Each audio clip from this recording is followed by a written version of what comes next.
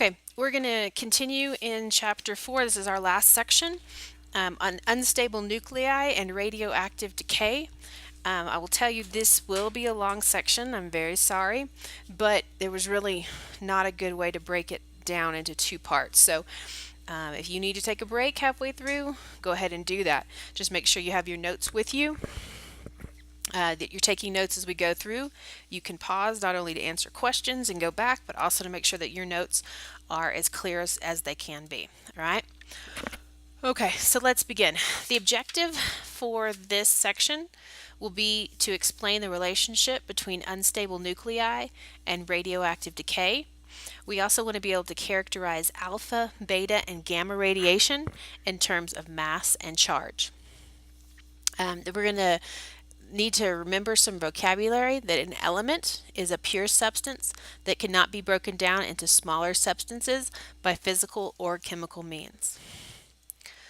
All right, so radioactivity. Nuclear reactions can change one element into another element. In the late 1890s, scientists noticed that some substances spontaneously emitted radiation. This was a process called radioactivity.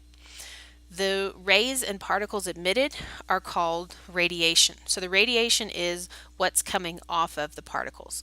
What's coming off of the atom, the rays and the particles. A reaction that involves a change in an atom's nucleus is called a nuclear reaction. A chemical reaction involves the electrons from one atom reacting with electrons from another atom. But in a nuclear reaction, we're actually changing the nucleus of the atom. Unstable nuclei lose energy by emitting radiation in a spontaneous process called radioactive activity. It's spontaneous, it doesn't require any energy being put in. Radioactive decay.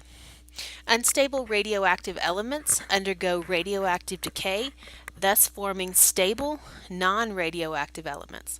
So a radioactive element is going to decay until it gets to the point where it's stable and no longer radioactive.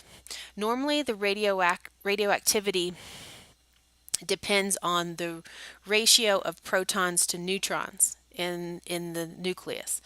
They want to get to a point where they have the right ratio. For most of the atoms, that will be a 1-to-1 ratio between between protons and neutrons. When you start to get into bigger atoms with more protons, that ratio will become 1.5 to 1. But for most of the smaller ones, it's a 1-to-1 ratio of protons to neutrons where it is the most stable. All right, here's a quick video just to get you started. In 1895, Henri Becquerel, he's the man with the moustache, discovered that rocks of uranium affected photographic paper. This is the rock of uranium that he looked at, and it's called uranyl nitrate. If you look at it, you can see it's yellow. It shouldn't be yellow, that's because it's giving off light. This means that there is some evidence in the rock that there's energy being given off, which affects the paper and which gives out this light. This was the first evidence of radioactivity. However, there was no indication of what this energy source was. It was only with the discovery of other radioactive materials that a pattern started to emerge. The radiation got sorted into 3 types.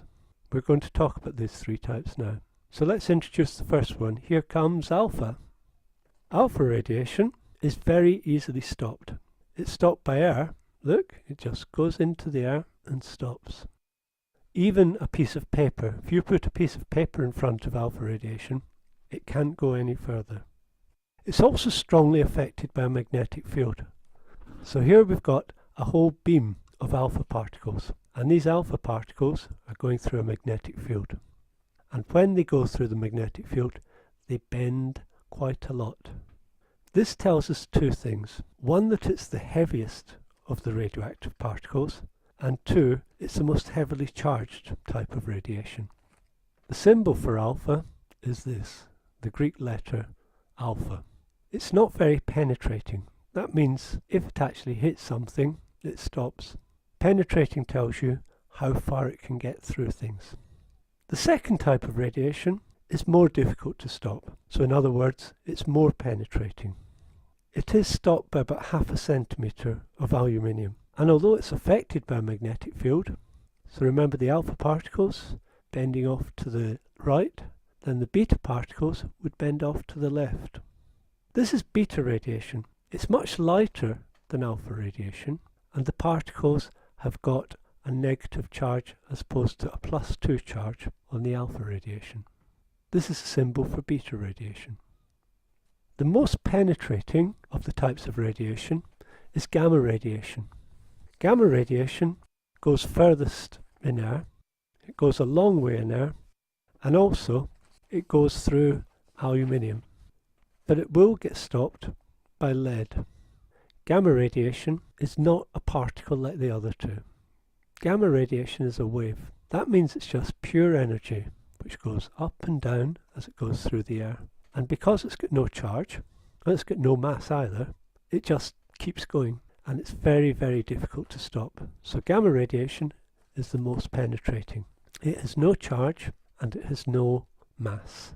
And it's not affected by a magnetic field.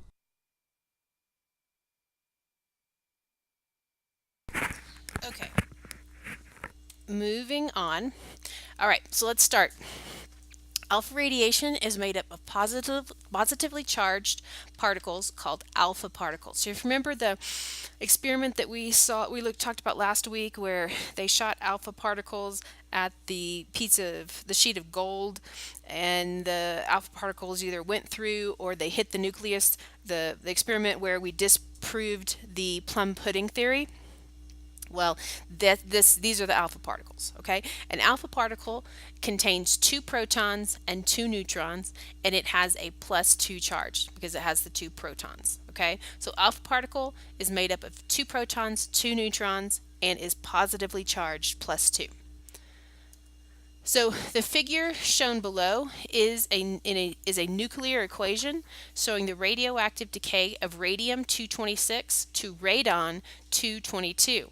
Now, it is changing elements. It's going from radium to radon because we're changing the number of protons. The number of protons determines what element it is. So if you go from 88 protons to 86 protons, you're going to change elements. So it goes from radium to radon. So the atomic number changes as well as the atomic mass. All right, so we give off alpha particle, 2 protons and 2 neutrons. The atomic mass, 226 minus 2 protons and 2 neutrons, so minus 4 is going to give us 222. 226 minus 4, 222. Where did I get the 4 from? Why am I subtracting 4 here? Okay, I'm subtracting 4 because we have 2 protons and 2 neutrons. 2 plus 2 is 4. All right, we go from 88 protons, we take off 2, so the atomic number is now 86. All right, so beta radiation. This is a radiation that has a negative charge and it emits beta particles. Each beta particle is an electron with a -1 charge. Beta particles are giving off electrons, therefore the beta particles are going to be negatively charged. Beta decay is basically the decay of a neutron into a more stable proton. All right, so let's look at this. We have carbon 14 changing to carbon 14 changing to nitrogen 14, giving off a beta particle. Okay, we have, I don't know why that's not there. Okay, so beta radiation is radiation that has a negative charge and it emits beta particles. So a beta particle is 1 electron. I don't know why that's not there. Okay, so the carbon 14. So we have one. We're adding 1 proton and we're taking away 1 electron when we're doing this. So we're going from carbon, which has an atomic number of 6, to nitrogen, It has an atomic number of 7. So we're adding a proton, we're taking away an electron. Okay, so if you look here at the bottom, therefore the proton number balances. We have to have 6 is equal to 7 plus a minus 1. So 7 minus the electron gives us 6, and so that's carbon changing to nitrogen. Okay, if this is somewhat confusing, make sure that you read your book, and then we'll talk about it in class tomorrow. Remember, the beta particle is going to be negative. All right, the third type we talk about is gamma rays. Okay, these are high energy radiation with no mass, and they are neutral. So no charge on it and no mass. Gamma rays account for most of the energy lost during radioactive decay. Okay, so here we're showing technetium. It has an atomic number of 43. When it gives off its gamma rays, remember there's no change in the charge here or in the mass. So we still end up with technetium 43 and a gamma ray. All right, characteristics of radiation. This is just a summary of what we've already talked about. So alpha is just like giving off helium because you have 2 neutrons and 2 protons. Okay, so an alpha particle. Alpha particle has a mass of 4 AMUs. In kilograms, this is 6.65 times 10 to the negative 27th, and it has a plus 2 charge from the 2 protons.